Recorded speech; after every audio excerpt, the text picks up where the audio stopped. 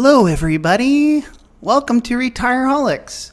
This is the show where 401k people learn about 401k stuff and 403b stuff from time to time and get cool stock tips from Robe Guy and, evolve their practice. I've heard recently that 10 out of 10 plan sponsors that put out a request for proposal, one of the questions for advisors is, do you listen to Retireholics? And if the answer is no, they're not going to fucking hire you. So it's a good thing if you're here today. And guess what? For all you boomers out there, we brought a boomer on today. So it's like a boomer edition. Yay! Boomers. Don't print the internet. People, don't print the internet. Hey, congrats to last week's chat bar champion, Timothy Yee. Timothy, I hope you like anchovies on your pizza. I got Timothy the King Arthur's Supreme with extra anchovies. He's got a total of 44 slices coming his way. I don't know if they're there yet, Timothy. You let us know, but if they're not, they should be there at any moment. JD, I feel like you can't send. Okay, he just said he loves anchovies. Never mind. Like, you can't do that. It's wasting if you're just going to put a bunch of weird stuff on there. Well, that's the fun part, Mark. No, it's not, dude. Send JD, them can you send me pizza every Thursday, please? Sending them pizza that they don't like is fun. It's fun. Do they even deliver out there? No, they don't. Pizza Hut does. Pizza Hut does. There's one. Thank you, everyone, for tuning in. We appreciate you joining us here on another Thursday night. Let's do it, Justin. This is the point of the show where Justin introduces the guest, and you out there rate Justin on a scale of 0 to blah, blah, blah. You know how it works. Let's do it. Go, Justin. He's one of the kindest human beings I've ever had the pleasure of meeting. Pop, my sincerest apologies for what I'm about to say. I got it all from JD. He founded People Help in 1975. Same year P Plan Design Consultants was started, which can be confirmed simply by going to his website. Lots of words everywhere. Looks like Chad's wet dream. He lost his gallbladder. It does. He lost his gallbladder while storming the beaches of Normandy. He initially told JD no when he asked for his daughter's hand in marriage. Years later, in an unrelated incident, Pop was struck by a shank from JD's 7-iron, and apparently the bump has never gone away. Yeah, he and his wife, true. Carol, a.k.a. Nana, hold the world record for most meals eaten at a Panera, where they eat breakfast every morning. He loves Jägermeister and can supposedly drink Hackler under the table. He pounds his golf drives about 120 yards. And with the help of his wife, once lost an ungodly amount of money at the Native American casino Mystic Lake in Minnesota, playing video poker of all games. I don't have an exact number, but I'm told it's in the tens of thousands range. Ladies and gentlemen, the founder of People Help and father-in-law to everyone's favorite hippie, Mr. Paul Hughes. Thanks, all. Good to be here. Justin, that was your best intro ever. Well done. Well done. Well, let me give you a 10. The accuracy was rather incredible. That's good. That is really good. I'm gonna give you a 10. Well done. All right, next segment we're gonna do today is beer of the episode. I'm gonna take that segment on myself. I'm drinking Coors Light. Funny how you remember to do it. You're not drinking Coors Light. I'm drinking Coors Banquet. It's awesome. 5 out of 5 robes. Okay, let's check out some headlines. Yeah,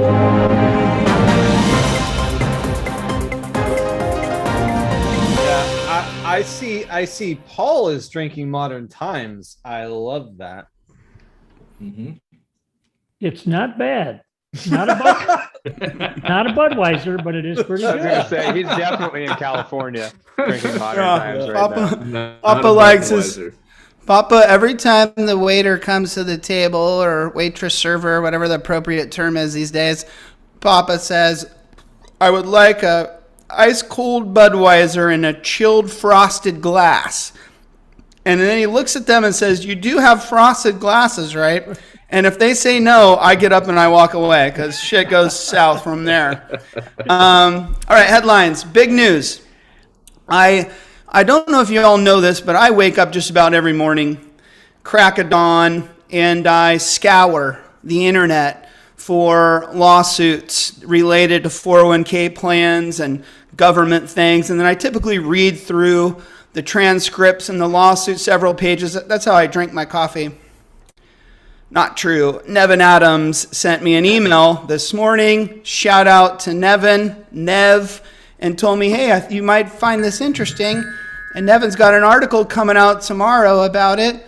But the disruptor that we've talked about on the show before, ForUsAll, famous for offering crypto in their 401k plan, is suing the Department of Labor. So this is pretty fucking big news. Yeah, Sylvia says, holy shit. And kudos to Nevin here. This is some weirdo crypto website I went to just because Brandon couldn't handle the PDF version of the lawsuit that I sent him. The real place to go learn about this will be Nevin's welly written article. It's going to be so welly written. Well written. It'll come out tomorrow, and check it out. Here's the deal. It's pretty simple, Chad. I'm ForUsAll. I got a business model. It involves crypto. I've branded my company that way. It's literally on my website. It's a big flag that I wave to bring on new clients. I've got venture capital backed private equity money. I'm making that up. I don't know which one they have or don't have, but I got people invested in me that put a lot of money into this. And you, the Department of Labor, come out with your silly little freaking thing you wrote, whatever the hell it's called that you've never even written before, and destroy my business model. I think if you read Nevin's article tomorrow, they say something like a third of their clients got cold feet because of the Department of Labor's action. They're pissed and they're filing suit. Well, first thing I'm going to say is a third of what clients, because it's not the existing book of clients. It's not the vast majority of what is their revenue. I think they're talking about. I thought you were pro crypto, Chad. People. I am, and I'm good with that. I'm just saying I think that statement's got to carry a lot of fluff. My guess is they sat back and watched the Johnny Depp defamation case, and they're like, yeah, we got something here. Defamation of us because you threw this bad omen out on cryptocurrency and 401k. Look at Chad, just like pop culture referenced that. Wow, that's rare. That's very You're rare. welcome, I like guys. it, Chad. You're Spreading welcome. your wings. Spreading your wings. Okay, but in all reality, they probably had big hopes and dreams to grow their business. It's why they've led with crypto, even though I think unlike Fidelity, ForUsAll had like a 5% cap on what you could put in crypto. Somebody fact checked me on that. But they were still leading with it. Like an alternative investments was kind of their jam. And so this does impact their business in a very negative way. And God bless them for suing. And if you dig deep into it, they're going to take this argument that we've all been debating in the industry for a while, and they're going to take it a little deeper, and they're going to take it from a legal perspective of where is your right to do and say this? Where have you before voiced some opinion or regulation over proper asset classes? How does this line up with our favorite regulation that starts with an E? You know, yada, yada, yada, that goes on and on. We can all read Nevin's article tomorrow to find out more. But hey, I say good for you, ForUsAll. I used to give you a lot of shit, but I think this is kind of a bold move and a mad respect from me, at least today. I'll probably talk shit about you next anywhere, week. JD? Will it lead anywhere? Haven't thought about that. Sure, maybe. Yeah. It's definitely between the brawl between Fidelity and the Department of Labor and now ForUsAll jumping on the doggy pile, I definitely think, I don't know, I shouldn't say definitely. I think the Department of Labor needs to be a little more, careful with some of the things Stay they in do their lane. because they need to tiptoe a little more, but maybe I'm wrong. We'll see. Fidelity hasn't filed a lawsuit, right? They just kind of said, fuck you, we're going to do this way. They're just in a little debate back and forth. forth. According to So do you Jason think- Roberts, Do you think if they you're- follow suit? if you remember, according to Jason Roberts, it was Fidelity's people talking with the Department of Labor's people and right. and sorting through that stuff. So I like to exacerbate that to a fight, Justin. It's more fun Sounds that good way. to me. Yep. Even though they're having responsible conversations. In other headlines, InvestNet buys, acquires our old guest show buddy, Scott Buffington, at 401kplans.com. Gonna buy that Lambo. He's been, that's funny you say that, Mark. I literally reached out to Scott for comment. I said, quote, hey, I said, congrats on the sale. What color Lambo you getting? Question mark. His response to me was, ha, thanks. So I haven't got any, I'll follow up more on what color he's looking at or what style and get Because back to now everybody. He's got compliance monitoring his emails. He doesn't want to share with what color he's getting. I hate to say this to everyone out there. I know InvestNet's a big company. I know they do lots of things with record keepers, advisors. I'm not super familiar with like what it is they do. So I don't know. Chad, you know anything about what they do? No, not Good. enough. I mean, they're operating as a 338 on a couple different platforms. but True, they do that's- some fiduciary stuff. That's kind of the extent of my experience with them. I think they go deeper on that. I'm making up stuff here, but I think they work a lot on kind of the behind the scenes technology and stuff. And so to have something like this, they want to be attractive to record keepers. They want to be attractive to advisors and continue to be a resource for them. So, Jim, JD's behaving tonight. I'm sorry. Yeah, they're complaining that we're not saying Acrosin, so I figured Oh, my I'd bad. just kick us off with TPA. Sorry. Okay. We'll say more acronyms. We apologize. Thank you. So yeah, hey, someone sold out. Apparently Scott's going to continue to work there and run. There's a title for him in retirement plans. I didn't put it in my notes, but he's going to stay there. But that's how these acquisitions work, right? We want you. You're valuable. You're smart. We'll buy your thing, but then come work for us for a few years. So, Mark, give me all your opinions about it before I move on. Mark wants you to move on already. I mean, we're already Good for him. we're Get that money. not doing too bad. Thanks. I mean, yeah. Thanks, Headlines Pacekeeper. Yeah. You're welcome. I appreciate it. Let's go to topic one. We got the boomer here. We got the, talk about having experience in sales. I mean, when you're 140 fucking years old, you've got a lot of experience in sales. So, Timothy sent a picture of his pizza. Sick. Yes. And he's drinking And from he's a got his mug. mug out. Wait, you sent him 10? Oh, no, I sent him like 5 or something. Yeah, Dude, the it's a little the overkill. amounts are going down a little bit, as we can tell. I figure, Good. $100 a week is too much. My wife's watching this show. She's gonna be like, "You're spending what? $400 a month on sending people gifts?" Looks good. I love it. It does I love look it. good. Wait, Sales. we actually pay attention to what we spend. Like our expense No. reports get monitored. No, Okay, fuck good. that. Yeah, don't look at mine. Spend it. Sales. We're gonna talk sales. And all joking aside, this is what Papa has spent the great majority of his life thinking about, reading about, writing long, extensive notes on those yellow lined paper things, whatever you call those notebooks. And so he really has put a lot of time and energy in Get this. excited. He also has done sales strategy, I don't know if I call it support, coaching, counseling to very large corporations all across the country. I haven't said any acronyms, but I can't speak English, so I have been drinking. So let me start it I'll go to Mark first, and then Papa, I'll get your insights on Why this. don't we start with the guest? He has Because I want to set it up in a 401k slant and then let Papa take it from a general concept slant. So Mark, to you, Oh boy. do you think most advisors go into a sales meeting with a pretty laid out plan of attack? And can you comment on what you think that looks like? Like, do they have a strategy, a plan?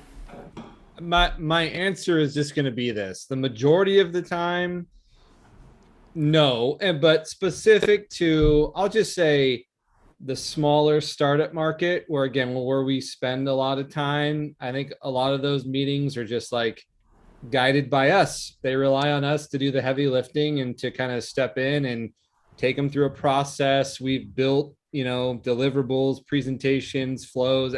We've got all the information. They just kind of let us run with it. I always tell an advisor, I want to tee you up with questions. I want to bring you in because I don't want it to be just me talking. That doesn't help.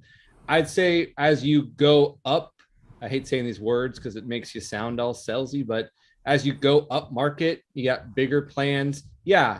Then there's more of an agenda. Advisors have built out presentations that they've customized, that they've used, and there is more thought put into how they want to structure the meeting, how the agenda should go, who they're presenting to, all of that kind of stuff. So I guess my answer is yes and no. Okay. Papa, how shocking would that be to you if, given all the time you spent in your career in life, I mean, how important do you think it is for someone to be going in with a cognizant plan of attack, so to speak, to sell a product, whether it's a 401k or anything else? Well, the reality is this. I'm a very strong proponent that your pre-call planning is extremely important. And what we have found working with our clients is, the old concept of trying to wing it a little bit is dead and gone, should have died in 1956. The reality is today, even the smaller platforms that you're going to sell to, in my mind, may be a little bit more sophisticated than you anticipate. And I would not leave it to risk to engage in any kind of presentation, small, medium, and/or as you might put under the heading large, without having done my homework on the front end. And that pre-call planning is, in my mind, extremely critical. If you haven't thought through a combination of two sides of the coin, and that is, what is the expectation on your part and theirs at the outset, coupled with answering the question in your mind, what could go wrong, then you're going to cheat yourself out of the kind of thoroughness in your planning that will make a difference, in my mind, of being not just a presenter, but a convincer of trying to direct this particular piece of business in the manner that you wish for it to move toward. I would for sure want to do my homework. And as loose as I might seem, Justin, you and I were on a Zoom call this morning. Papa's got some alert in front of him. Oh. Justin, you and I were on a Zoom call this morning, and the loose surfer was getting a little gnarly with you, right? Wanting to know details about certain things and wrap fees and this and that. And the reason being is because I wanted to make sure that our advisor was prepared for any conversation or question that might come his way. I've always done that. And so I'm with you, Papa, on the homework. Oh, he's actually taking a shot of Malort. Let's see this face. Not too shabby. What? It's burning your insides right now. Oh my God, news alert. When you're a boomer, you lose your taste buds. Not yet. Wait, how many times have you had COVID? Only once that I can recall. Okay. Well, this is coming from a guy who, Justin, in your intro, if that was true, you just like Jaeger? Like, you just like it? Well, I like Jaeger at the end. I don't like it on the front end. I like it the back end of my drinking. The back end of your drinking. So like your end of the night drink, like last call, you walk up like, absolutely. Yeah, no, I mean, finish a meal. My buddy and I, when we get I think started, the rest of us grew out of that in like early 20s. Well, that's all right. You guys are missing all the good stuff because Jaeger was always a double Jaeger. Jaeger was always a front of the night thing for me, which the end of the night was always really bad because of it. I don't like a lot of things derailing us, but I'll let Malort take that stage. So that was good. That was odd. You're the first person to ever swig Malort and have zero reaction to it. But back to the concept here. I do agree with you on the homework. I mean, I can't even imagine, to be honest with you, someone going into a point of sale without at least feeling pretty comfortable about all the variables, Right. the pricing, the incumbent's pricing, the incumbent's values and skills, that what you're bringing in, et cetera, et cetera. But what I want to shift it to more is the strategy around how to tackle that very meeting. And I know maybe that meeting is live for some people, and maybe it's on Zoom for a lot of other people these days. But regardless, there's still a beginning, a middle, and an end to this 60-minute, 45-minute meeting, and you have an objective as an advisor trying to win this business. And so you'd mentioned something to me, Papa, at my house around like 3 sections. I think you called it probing, which I did kind of chuckle inside because I know Chad likes to probe his clients or prospects a lot. And you mentioned another one and a third one. Maybe you can kind of highlight this kind of plan of attack, if you will, or areas to be cognizant of. Yeah, let me just try to reiterate. I mean, the 3 most vital skill sets that we work on in our talent development with our clients is the first and foremost, the one that I think is extremely important. That is the skill and probing. It always amazes me as we work with people one-on-one in their selling. What kind of questions do they ask? How deep seated are they? How much do they really uncover in the way of understanding this particular client situation, the challenges they face, the opportunities they face? So the probing skills is critical. Next is obviously in concert with you and all of your people in the audience. The presumption we make is you have a thorough understanding of the product knowledge, the technical knowledge, the competitive knowledge, and the marketplace knowledge in bringing forth what you learn from the probing process to be able to completely tailor that sales message that you want to deliver to this particular client. And then thirdly, the skill that I think we all who professionally sell must be absolutely fine-tuned at all times is our ability to objection response. If you aren't ready for and able to handle effectively the pushbacks you get, the objections you're going to encounter, you're going to get buried. So those are 3 criticals that you absolutely are must-haves. I mean, Chad, let's put this into a 401k context. Mm-hmm. You've got a meeting next week. It's a $2 million takeover, 50 participants. You're going in with your advisor. Your advisor and you have gathered the 408B2, the 404A5, you got everything in front of you. List of funds, current comp. You've put together a few solutions, which to Papa's point, I'm assuming you and that advisor put those new solutions together intelligently and strategically. Based upon what we got from probing. Right, from probing. So, I mean, are you looking at it like a football game, a baseball game, a basketball game, or you're trying to find the best offense to put on let's not bring sports into this. Jeez. Give us a little taste of how your brain looks at that and how you prep. Yeah, the hard part that I tend to make a mistake on, but it benefits me more often than not, is that I go in with some preconceived notions based upon the probing that I know what is right for them. I know what is best, and my job is to lead them to that in a way in which they feel comfortable making an informed decision.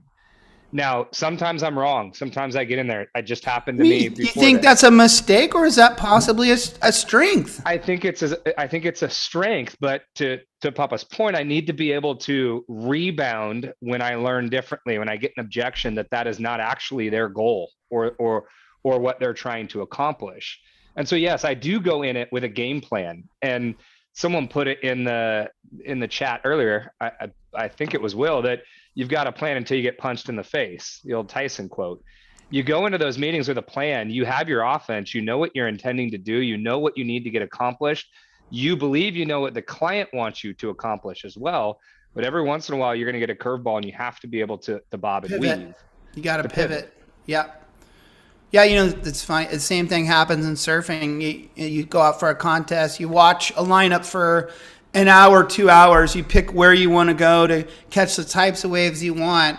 And then Mother Nature doesn't cooperate. Even when I was 12 years old, I'd have to have a backup plan in my head. If I get to this point in the heat with this many minutes left, I got to shift to plan B and scrap. Justin, are you looking at this the same way when when you've got to go into a point of sale a week from now. I remember that scene. I love that scene. I mean, to Chad's point where he said is maybe an overconfident thing, are you walking in thinking, oh, they're with this vendor and their costs are high, and I'm just using a simple example. Yeah. My advisor and I decided to come in with American funds and it's cheaper, and we know this because the client told us they were frugal, and so you feel like that's your strategy? Like, have you lined it out that much and that's your plan to kind of score the goal and win the biz? Yeah, for sure. I mean, I'm a student of what Chad does. I mean, everything we know, he taught us. And so we go in there, hey, look at it with a critical eye saying, hey, this is what the client should do. But always kind of like with you and your surfing, have a backup plan in case that does not go according to plan. Let's acknowledge too that we don't go in throwing spaghetti at the wall with a whole bunch of things that we think might work. We go in to build a relationship, trust, to make sure that they feel comfortable in the decisions they're making. But usually I have 1 or 2 hooks that I believe are exactly what they need and want to hear to solve whatever issues they're having or accomplish whatever goals they're set out to accomplish. And that's my plan, is to get to those 2. The rest of it is the fluff. And to Paul's point earlier of saying, I think what I heard, Paul, was be really buttoned up and on point. Over the years I've been doing this, I have found that to be more harmful than being casual, comfortable, and creating banter and relationship. So I go in really loose, but I hit those 2 hooks. I hit those hooks hard and make sure that they hear what they need to hear. Well, and part of the science as well as the artistry of being effective with your probes, in my mind, is to have a set of, I need to know these 3 pertinent things with regard to the client potentiality. And you begin the probing process not with the intent that I have these very regimented questions I'm going to ask.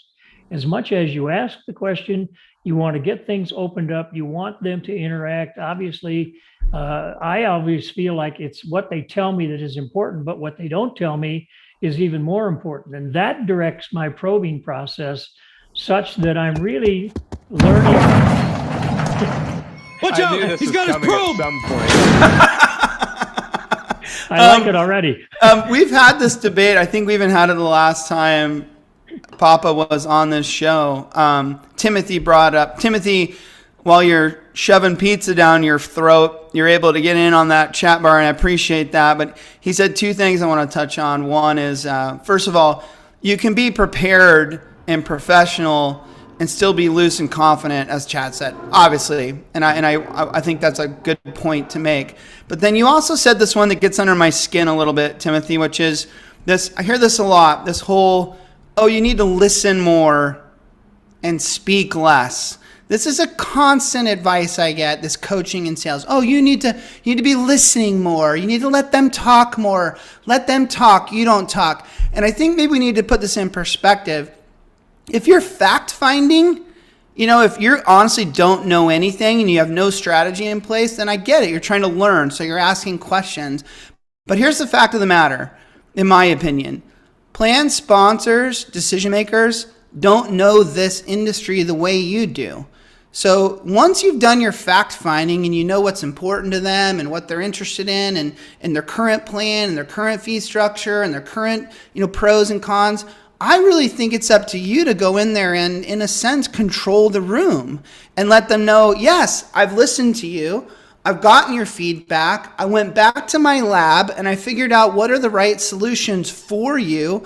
Customize this approach. Now, me, an expert, is going to explain to you these differences and why they're a better fit for your company. This is not the time for warm fuzzies and for you to let them talk. This is the time for you to show them that you give a shit, you worked hard, and you put solutions in place that fix their problem. And that's how I did my career when I was in sales, and it worked phenomenally well. I had a plan. I controlled the room. I did not sit and listen. I talked. You all are familiar with me doing that. But if it was coming from the right place and I'd done the right research and I put all the blood, sweat, and tears into the numbers and the solutions and listened to what they needed, I just be careful. You do need to be confident and you do need to control that room. You're I talking feel about like. a finals. Yeah. Agreed. But keep a note, you're talking about a finals and the fact finding's been done. And the fact finding, you need to ask guided questions, as Timothy's saying, and listen to their answers. And then don't just ask another question. Digest the answers, bridge them, lead to further discussion. Because if they're bringing it up, there's a reason they're bringing it up. And Samson, it's not a show up and throw up, and I know you know this. It's a show up and in a nice balanced, like Chad said, calm, confident, but cool way, like professional way. Like show them that you care. Like I said, you did all the work, but then show them that you have solutions. And so it's not like I'm just going there and screaming at them and telling them what I think is right and this and that, but it's definitely, it edges towards, hey, I'm the professional. I live, breathe, and sleep this stuff. You do not. You now, well, hopefully you trust me because I've worked hard to bring you solutions. And anyways, I'm just trying to share with people like what I felt like and how I felt things resonated with the people I was talking to. And it wasn't me sitting around asking a lot of questions all the time. It was me sharing what was in my brain with them because they're busy building widgets and I'm spending my life thinking about 401k plans. So my value to them is to crack open this head and let them see what I got in terms of helping them fix their problems. Crazy? With you. Okay. Mark, after every subject, I'm going to ask what your opinion is. Well, that's funny. I actually just direct messaged Justin and I said, I feel like I don't do any of this. I don't ever think of any of this. So it's probably why I'm not a good salesperson. What is the secret to your success? I thought you told me that in confidence, man. Come on. I can't lie. I'm not good at that. But yeah, we know that. I think I don't have a secret. I just go in, I'm myself. I do what I do. And if that doesn't work, well, some bitch. Mark, sorry. All right, just Papa. Such an over-prepared dude. Papa, Yeah. Plan Design Consultants has just hired you to work with Robe Guy. And he just said the things that he said to the world. How might you respond to him as a sales coach? So no, You hold want- on. you want the real answer? Before Paul answers that, and by the way, I don't feel comfortable calling you what JD just called you, so I apologize. I have more respect than that.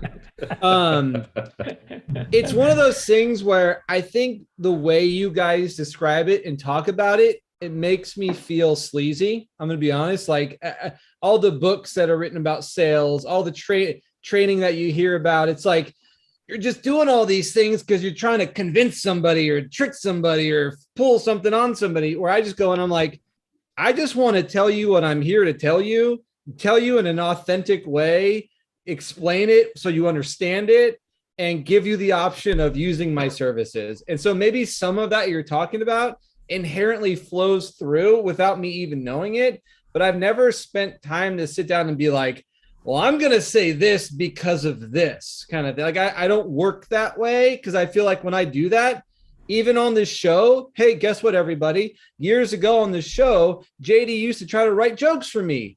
He used to try to give me things to say. It doesn't go over well when I do that, okay? Never does. Well, Yeah, and so- you know, Mark, I think the thing that's important, not only for you, but everybody else is we're as I'm listening to the interaction as well as catching some of the chat input, the fact of the matter is there are two things that we're getting mixed up here like a bowl of spaghetti. One is process in selling and the other is personal style.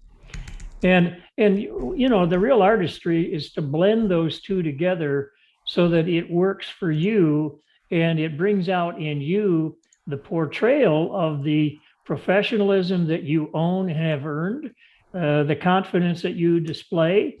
Because let's face it, when you're across the table from someone and they're attempting to work on some sales process with you, you know, one of the things you look for is how good is this person at doing what they're doing?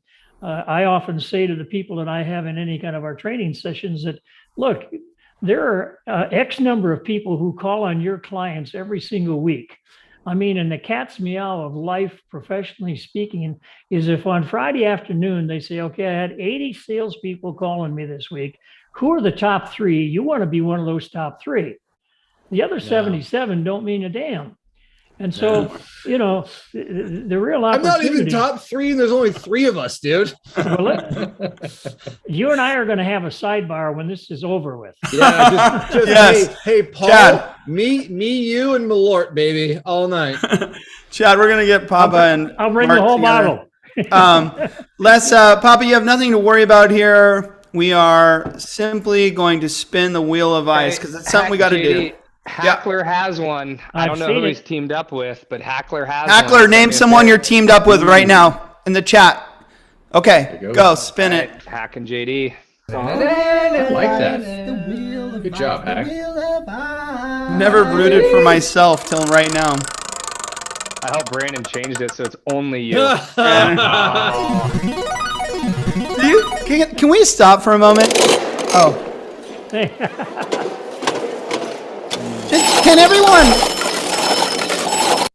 Can everyone stop? Did you all hear Chad's comments? What? As the wheel was spinning, he goes, I hope Brandon changed the wheel. We've had this conversation So that it before, only Chad. lands You on wouldn't you. be full of JD. integrity Listen. if they did that, No. Chad. The wheel, thank I you, know what Justin. I want Brandon next time, no pressure, Brandon, for the screen to come up and to have that old rickety cardboard wheel we used to use and have Brandon's hand just spinning and it barely moves like blah, blah, blah, blah, and then it's just him every time. That was a good one. I missed that. Chad, thing. I don't know how many times I can say this to you and to our audience. The wheel does what the wheel does. It's random. It's not a programmed thing. Yes, but he could remove and only have JD on there. If it was just JD in every column. Sure, then he it's can only gonna remove land on JD. people. And mind you, he could do lots of things, Chad. My point is to you and the Nicely audience, done, producer. he doesn't do that. Timothy, we honestly had the very first wheel was a cardboard wheel. We'll try to find some. I'm going to throw out on Instagram. Follow us on @Retireholics. I'll throw out a history of wheels that they've evolved Ooh, I like several that. times. We've had several different wheels made of cardboard, wood, and different versions. I think If we ever what get back on Chad- the couch, yeah, I think we need to bring that thing back. Well, I think what Chad wants to do one day randomly is have a private Zoom session with Brandon and spin the wheel 100 times to see what the percentages are. That's what Chad wants. He wants data gathering. All right.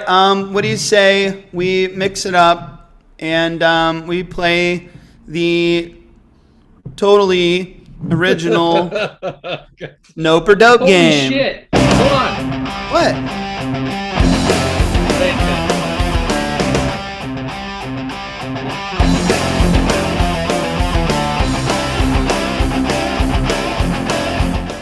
What's up, Justin? Are you not doping on the game? I had a no. I had a it just spark. You know how you have dreams and all of a sudden you see something in real life and it reminds you of it. This just happened.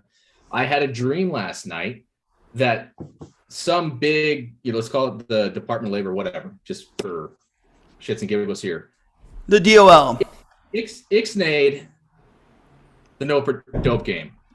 Like we could no longer do it. Talk about going outside of their jurisdiction. Holy fuck. Right. It wasn't that. It wasn't them, but it was some higher hierarchy in my dream. I was, oh, Wow. yeah. I don't have Heavy. the I don't have the buttons, Brandon. So Wait. JD said Department of Labor. What up, Brandon? What was your thought? Sorry. I was just saying, Mark was probably suing them in the dream, right? Suing JD to stop it. Yeah, right. For sure, yeah. Oh, That would be a more proper lawsuit. I've already contacted my legal team about JD. Papa, the way the totally Nope or Dope game goes is it's my game. I run it. You can speak whenever, but Mark will speak when he's spoken to. I'm going to bring up like a pop culture kind of thing. And if you like it, you say it's dope. If you don't like it, you say nope. And then you let us know a little bit why, okay? Oh. I'm always going to start with you, the guest, unless it's a very rare question. None of those will happen Where tonight. You got that idea. Okay, you're losing your hair. You know, it happens to some people. hair's not growing in like it used to. How do you feel about solutions besides shaving your head, i.e. comb overs or the side to the ponytail? Yes, I'll drink for the whatever that stands for. Example. Is there anything that's okay that's non-shaven? Are you okay with the other options? Because Papa, you're rocking one. What do you call the just around the side, the crown or the? Well, first of all, I call it the remaining. Secondly, with regards to the question you're asking, I'm not big on any of the artificial crap that you have to do so your head looks different. I mean, mine is what it is. And I have a few antennas growing out of the top, and people have referred to those in different fashions. But I'd like to think that they're, hooking me up to the universe out there, and it's adding to my wisdom. Fair enough. Chad and Justin, I'm going to let you answer together. Are you fans of shaving the head or trying to find some alternative version? Well, I've been in both of those stages. When I first started going out, like 23, I was like getting use Rogaine and all that shit. And once I finally realized nothing's gonna help, it was much better to shave it. I've been cutting my hair shaving my head since I was pretty much full time since I was 10 or 11. I really have never had hair. But my dad said God made only so many perfect heads. The rest he covered with hair. Sylvia says just grow hair everywhere else. It's funny enough, that's my third question tonight. We'll get to that one. Justin, I just want to say it, and I don't consider this an alternative, but I do think the beard with the shaved head is a good look. Mark, adds a little balance. What do you think? Shave it or try to hang on to like a ponytail or, a little comb over, or maybe you just slick it back. You slick it back kind of thin and weird. My answer is pretty simple. It's some of those dudes, when they're just hanging on to nothing, look creepy, and they're trying to, what's going on there. So stop trying to fool everybody and just get rid of it. When I came up with this, noticed, it's a generational thing. Older dudes that have the comb over, it works. It looks good. I think sometimes it works. Yeah. I will say I had a very lame, I didn't feel good about myself moment when I wanted to ask this question, because I take these things seriously, the nope or dope game. I thought about to myself, what if that was happening to me? And I have to admit, I'm a very shallow person. I was fucking scared. I was like, I'm not quite sure what I would do. And so I blocked it out. I couldn't answer it myself, and I hope I never have to. But we'll move on to the next one. I was having pizza yesterday with a friend of mine, and we had a discussion about take-home leftover salad. He's apparently into this. I'm going to go to you. Papa always goes first. Papa, do you ever take home salad? Is this nope or dope? I think that's a definite nope. And in knowing Nana the way you know her, she classically will take it home, put it in the refrigerator, let it sit there 5 days, and throw it in the garbage. Well, if we brought Nana into this fucking discussion, it would go forever. Mark, nope or dope on taking home salad? So now you've opened up a can of worms. Lovely. Because worm away. I think all of you are being naive when you hear the word salad. You think lettuce with toppings, that's going to go soggy and be gross. There are what are you going, macaroni? Variety of salads, right? Was here. We've got potato salad. No. I'm talking lettuce. I'm talking lettuce, bro. Then figure out your own game and ask the question specifically. I'm talking fucking lettuce or spinach or kale. Fruit salad. There are a lot of different. All right, we'll move on. Chad, Justin, Nope. Spinach that involves leafed lettuce, kale, spinach, Nope. iceberg. No chance. No. Okay, I agree with you, but I will tell you that my friend said a little advice to everyone. If you do find yourself doing this, you make sure that you have fresh, leafy salad substance at home, and you mix it in with the old, nasty, sloppy stuff. Just make a new salad! Next one. This goes straight to you, Papa, and kind of to my father as well. Since you both founded your company in 1975, putting I'll drink for this. Putting Inc. at the end of your company name. I mean, was this really necessary, or was this just a cool thing back in the day? People Help Inc., Plan Design Consultants Inc. Yes. That's dope. That's definitely dope. Why the fuck is that dope? Well, when you're starting out, you need to build up all of the incremental value you can in other people's minds of what you're all about. And the INC has this sense of, oh my Hey, God, if you say it counts. If you say it counts. This makes a guy or his company feel like, wow, we are big shit, you know? Okay, so in 1975, when you and my dad had 0 employees, you just figured this would be a very inauthentic way of you fooling people into your bigger company. Chad, Justin, do you care to answer this one or no? I don't think it carries any weight today, but No. it doesn't bother me at all if it's there. It helps me know if someone qualifies for Kickstarter or not. Great point, Justin. I like that. Probably, hold on. Does Justin, they can be an LLC tax. probably an department, inside Well, joke for most of us. I said it helps. Hold on. Does the shortening version of Incorporated, is that an acronym? That's Sure, just a why short- not? Yeah. Fuck yeah. It is because he Three said it. different Yeah. Words. Okay. Paul spelt it, so he's got it. Yeah. Yeah. And excuse me, and backing up just a bit, because I know you folks are a little probably envious of the hairstyle that I have and that others on this particular show have. You know, the one thing that I always used to look at in my youthful days was losing my hair was nice for me because it equated to calling on those senior executives who are also in that spot. Made me feel like I was a little older, and I thought they probably would think, "Hey, Wow. this guy's got some marks because he ain't Wow, got I'm any doing hair." it. Hey. I'm shaving the wraparound tomorrow. This is gone. Giving it. Papa, hashtag goals, man. Hashtag goals. I'm not going to go to you, fruit salad. We'll move to the last one. All right, Sylvia, here we go. You brought it up.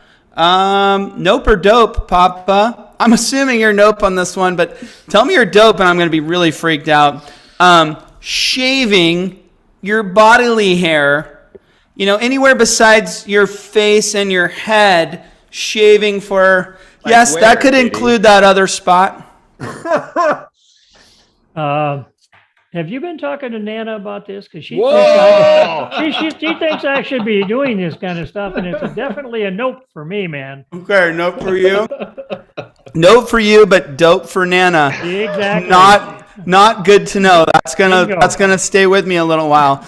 Chad, are you shaving anything? First of all, do you shave your chest, back, legs, arms? I trim my. I'm a hairy man. I do trim my chest. Yes. Okay, I'll save the crazier question for Justin then. Justin, do you manicure down below? Do you? Sure, it looks bigger when you do it, man. Yeah.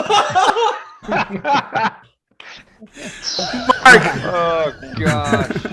answer honestly, Mark. Any shaving on your body besides your head or your face? You know what they say.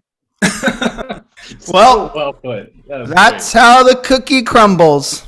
That's the way the cookie crumbles. Did you get it right? Get it wrong every time. great. How do you not know your own tagline? Don't know my own segue. Okay. Topic number 2.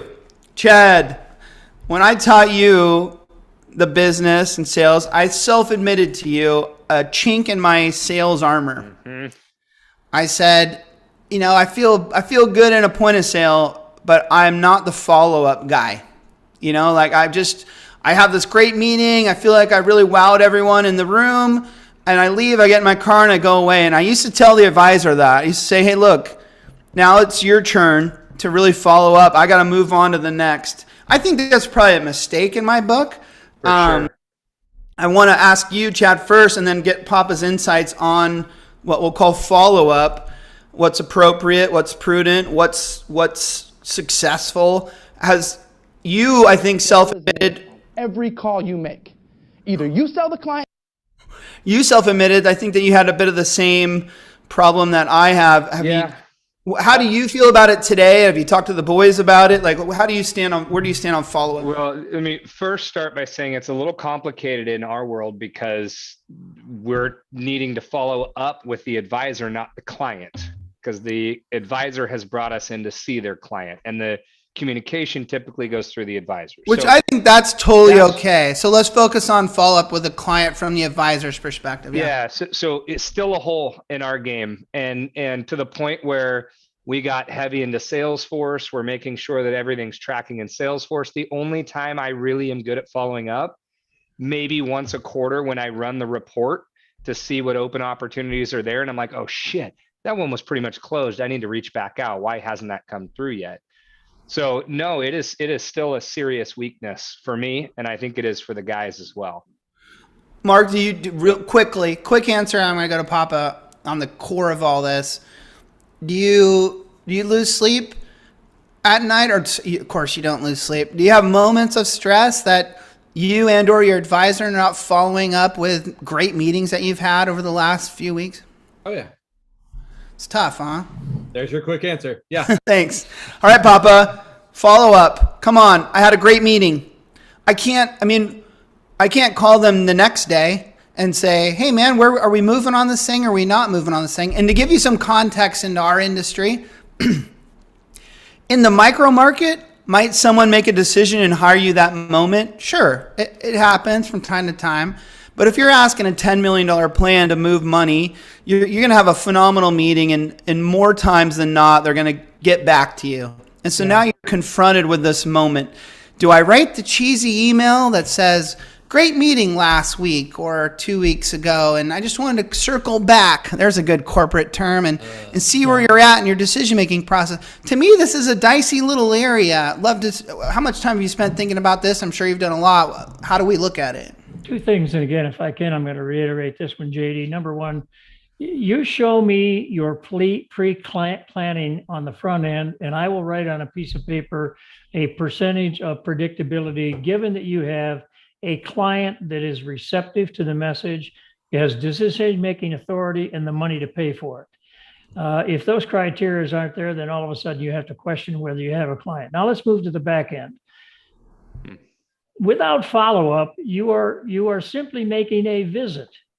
And a visit isn't what it's all about. You are there to move things forward in terms of saleability. And so one of the things that I'm rather strong on at the conclusion of your presentation, given that you've dealt with the pushbacks, you've dealt with clarification of things that they had questions about, is that you need to really answer in your own mind the question of the next steps.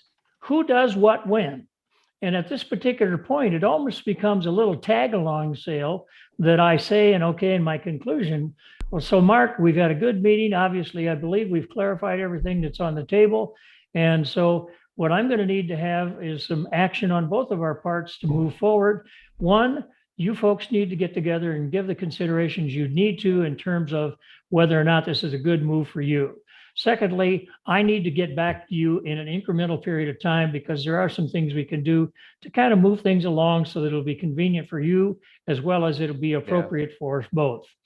So it's really kind of getting back to saying to them that, like, here's what I expect that you'll do for me, Mark, in the next 2 weeks. I will do the following two things, and let's plan on us touching base on Tuesday, the 7th of June. Now, having said that, Not going to happen. Tackle that one, Chad. He's creating follow-ups. You're creating actions in those statements, which is good. That's acceptable. And I think more advisors need to do that. Not only set the timeline, but you're creating actions for the client and yourself and setting that timeline. Yep. What I have seen work consecutively in terms of the closing, which is not really where we're at. We're on the follow-up, which is where everybody falls down. But I've been telling clients, and this has worked really well lately, call it the last 8 months I've been doing this with regularity. I'll finish a meeting and I'll say you have three options. One is to stay put. Two is to take the guidance that we've provided you and hire our advisor partner who's sitting with me. Or three, take the guidance that we've provided you and bring in our team, which we believe is going to be the best fit for you. Excellent. And that creates action. But I think where our industry falls down right now, Paul, is after we walk out of that room, if there wasn't a specific follow-up, and 401ks are not front of mind. This is not like many other lines of work. So it falls to the back burner for these clients. They don't think about it again until we reach out. The client doesn't. Right. And that's where we fall down as an industry. Well, That's not- so then again, I think, the continuation of that is to simply say, okay, in your efforts to create a follow-up protocol, if you will, obviously it needs to be sensitive to the time situation, because after a certain period of time, whatever you had in the way of a level of interest continues to erode. So secondly is, and here's the big mistake, Chad, that we always see amongst people we work with, is that when they do follow up with a email or a phone call, they use the same damn message time and time again. Yeah. Well, if I call up and I say, I'm just following up to see where you folks are, and this is a voice message perhaps I leave, or an email, and then a week later I do it again and I say almost the exact same words, you can kiss this one goodbye and wave to it. The problem is that you have not really displayed the kind of professionalism that warrants my confidence as a client to become your partner, because that's what it's all about. Can I ask you guys, what do you think about that? And I'm just riffing here because I've been out of this game for a little while. Obviously, where you been? Obviously, I'm not a fan of like the classic email or phone call as a status check-in, right? Like, hey, we had a great meeting. Where are we at with this close? That puts like weird fucking bumps on my arms. Like, I'm not into that shit. But could you not like take something that happened in the meeting? And again, I'm just riffing. Like, maybe there was a really extensive conversation around target date funds and you didn't really get to the bottom of it. But, maybe you kind of sort of did. But so you could send something along and go, hey, I know we kind of debated about 2 verse through and this and that, but check out this white paper. I thought this would be cool to send along. And then, so anyways, find other ways to reach out. And maybe that's just cheesy and they're going to see through that. But what do you guys think about finding other creative ways to reach out? That's less of a like, hey, is this thing done or not done? And more of a kind of just, as Chad likes to put it, a touch point, I'm with you on that. Yeah, for sure. I am too. And often I will reach out with something more personable from the meeting. Like most recently, a lady told me that she was going mushroom hunting. So I checked back in 2 weeks later and asked if she found anything. The follow-ups of something personal create a much stronger relationship. My vote for chat bar. Well, your chat bar people are really kind of cruel once in a while. I'm sorry, Chad. No, I'm sorry. I'm laughing at Chad's question. Did you find anything? He can handle it. All right. Well, we gotta wrap, and then we're gonna go to. Stay tuned in the after show for a quick, not super quick, but a drunk stock tips from Robe Guy, and then we'll get to the basketball game. By the way, Robe Guy, both your picks are up. Oh, have you seen Netflix? To the moon, bro. To the moon. Robe Guy's picks have been crushing it. So if you've invested with him, you're probably on your way to a Lambo. I do want to, Papa and I talked in a little bit of prep for this, and he reminded me of something. And I know Chad used to do this, and I'd like to share it with everyone. And maybe you already do this, but I definitely would get to the end of my point of sale meetings and make the comment of, me, loose surfer. I'd say, hey, I don't want to do the cheesy follow-up 2 weeks with an email checking in with you. I would use that to my advantage and say, I'm not good at it. It's going to be corporate and cheesy. We had a great meeting today. We covered X, Y, and Z. Does anyone have a question that's like, that they're concerned about or something that I could address or what have you? Because I think we can nip this thing in the bud right now and get it done. And then I don't have to flake out and not follow up with you. And we all get busy doing our thing. And that went over really well a lot of times. I did it in a very laissez-faire kind of loose way of like, I don't want to be that guy following up in 3 weeks. And so another little, something to take a shot at once in a while. You do it in a fun way. You make fun of yourself. You make fun of the industry. You make fun of the corporate culture. You're also the business owner. It's a little different for you to say that than it is for us. Well, Mark, I think you can put a robe. You got swagger, bro. You wear a robe. Here's right. JD, one quick one, and then I'll let it move on. And that is, I'm only going to let you do this because you're my father-in-law. I'm at 5:30, and Mark likes to stick to his timeline. Hey, wrap it up, Paul. 30 seconds. Number one, as it relates to this, it appears to me that when you're working through an advisor, you may have an opportunity to provide the strengths that you bring to a sales call in the form of some coaching tips that doesn't cause that person to blow it. I'm going to use a terminology that I hear a lot in the food industry I work with quite significantly with, and that is brokers. I mean, as an example, classic, you're about to wrap things up, everything looks Be careful, Bob. We have a lot of brokers on this. That's okay. And then the broker says something that you didn't talk about before you get him in a call. And that talk about it is dangerous if not, quote, understood on both of your parts of what's going to happen and when or when not to say and what or what not to say in wrapping it up. I want to thank all of you for letting me be here today. One last comment. Always be proactive versus reactive, because reactivity is dangerous. I can't argue with that. That's what they all say. Although that's a tattoo Mark should get on his forehead. It might help. Always be proactive, not reactive, Mark. Okay, my vote. You know what? We're going to do something that we've never done. Oh, we boy. can't. Oh, boy. I was going to name the chat bar I was champion. going to say, JD was going to commandeer the How vote. old of me? That's not fair. That's not fair. Okay, my vote is for veto. For obvious reasons. You can, Mark, you can vote for veto too. Like, tell the people who you think. If it's veto, say veto. I say veto for a variety of reasons. And Sylvia, you were my second. But That's my vote. That's my vote, Sylvia. Sylvia's in through Mark. Justin, who's your vote for chat bar champion? Webby, yeah, he's manning up with feeling sick. He's got the monkey virus or the COVID or just a common cold. Nobody knows. There's nothing to worry about. Is anyone else feeling feverish, achy, and acutely sensitive to light? Oh my God. Papa, you haven't been. Do you have a vote? I'm sorry, I don't, but it seems to me every time I watch, Webby wins everything. No, not true. You never watch this show. Thanks a lot. That's not true. He's in there. I see him. I think that's Hackler, JD. My vote's Hackler. Oh, I wasn't going to have Chad vote. Okay. Yeah, too bad. I said it out loud. Hackler's in. All right.